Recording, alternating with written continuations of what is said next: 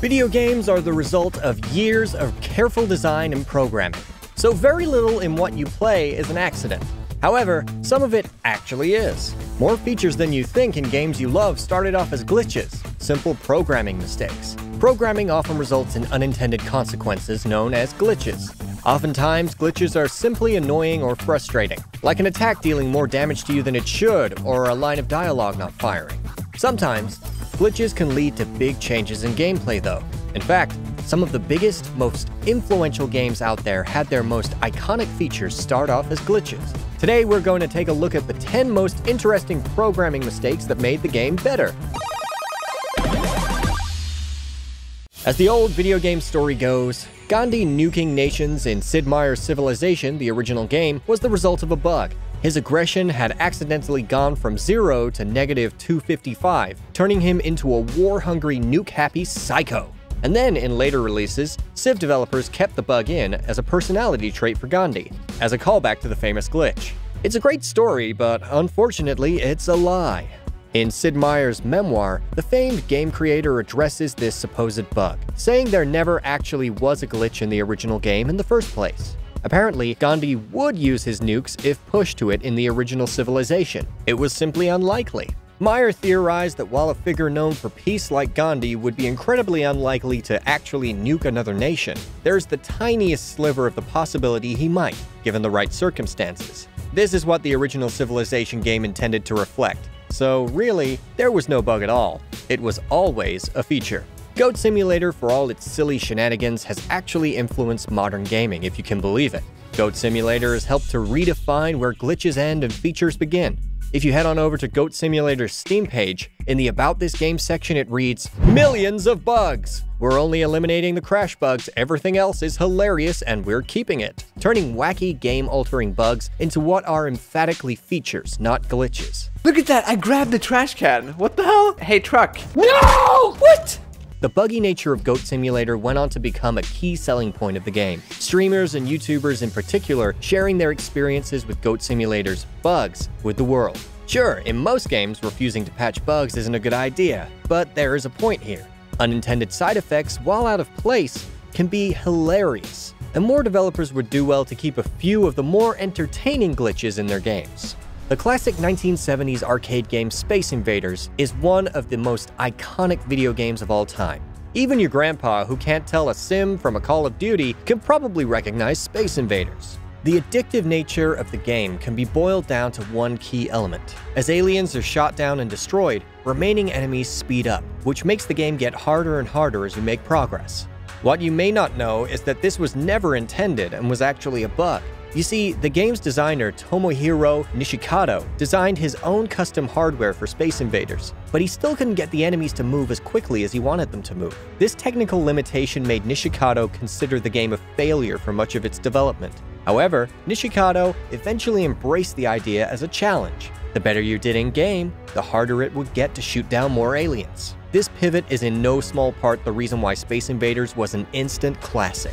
When you think about Street Fighter, you think about combos. You think about devastating your opponent with a flurry of attacks that leave him KO'd before he even stands a chance to respond. Shockingly, combos originally were a bug in the development of Street Fighter 2. You see, when producer Noritaka Funamizu was going through the car bonus stage, he noticed if he input a sequence of moves at the right time, he could score extra hits. He thought this was too hard to execute and too difficult to explain to players, but he liked the feature, so he left it in as a hidden Easter egg in the game. Combos would later be embraced wholeheartedly by the Street Fighter series in later releases. However, if you ever thought the person who designed the first fighting game was a particularly masochistic, demanding guy, you'd be wrong.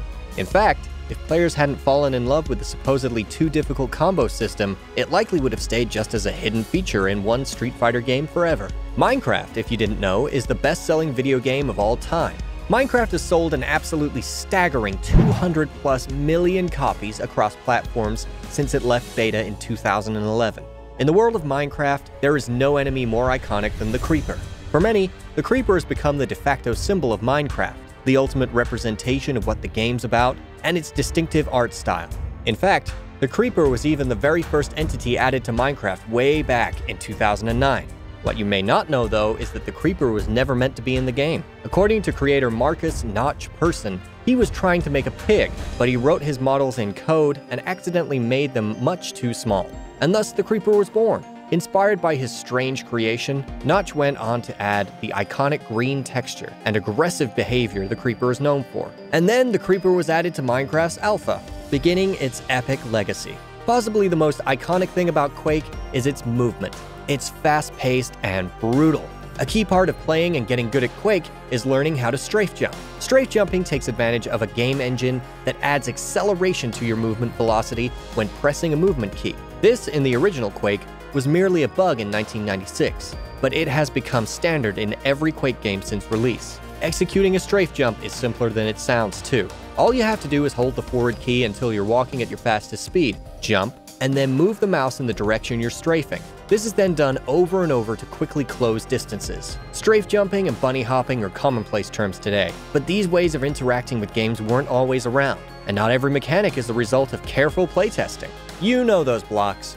Those lovely blocks that spit out coins if you land a sweet jump under one and knock its treasure out in Mario games? Chances are, if you played a Mario game in the last few decades, you know what we're talking about. But way back when, during the development of the original Super Mario Bros., while the game was being coded, hitting a block and releasing multiple coins was actually a bug. Blocks were actually intended only to release a single coin. But when the designers went back into the code to fix their mistake, they realized the bug had added something to the game and decided to keep it. Instead of fixing their mistake, the coders had to go back through the entire game and add multiple coin blocks, all because of a glitch. Without this lucky glitch, maybe it's safe to say this innovation would have come naturally over time anyways. But the way glitches can inspire game developers is no meaningless thing, as we've seen.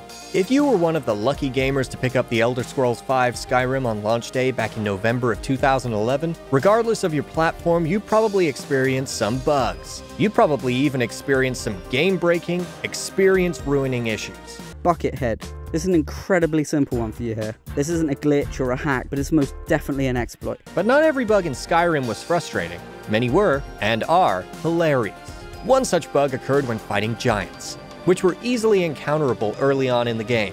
You see, if you manage to experience some bad luck when fighting a giant, their powerful alpha male swings would shake the earth with their majestic might so thoroughly that the sheer grace of the attack would launch you up into the stratosphere, leaving the world of Skyrim just tiny little colored dots at your feet. Obviously, this was a bug, but it has never been patched out of Skyrim, and you can still take a ride in-game today if you so choose. So, ever since has the question remained, bug or feature? If you ask the developers of Goat Simulator, they'll probably say feature, and we're inclined to agree. Grand Theft Auto V has gone on to become the single most successful entertainment property of all time. Great news for executives at Take-Two, but the often controversial, always successful series actually got its start way back in the 90s. In fact, the original game was being developed by a precursor to Rockstar, DMA Design. DMA, in the late 1990s, was working on a new project, a racing game called Race and Chase. Unfortunately, the project was not coming together. The software constantly crashed, and more importantly,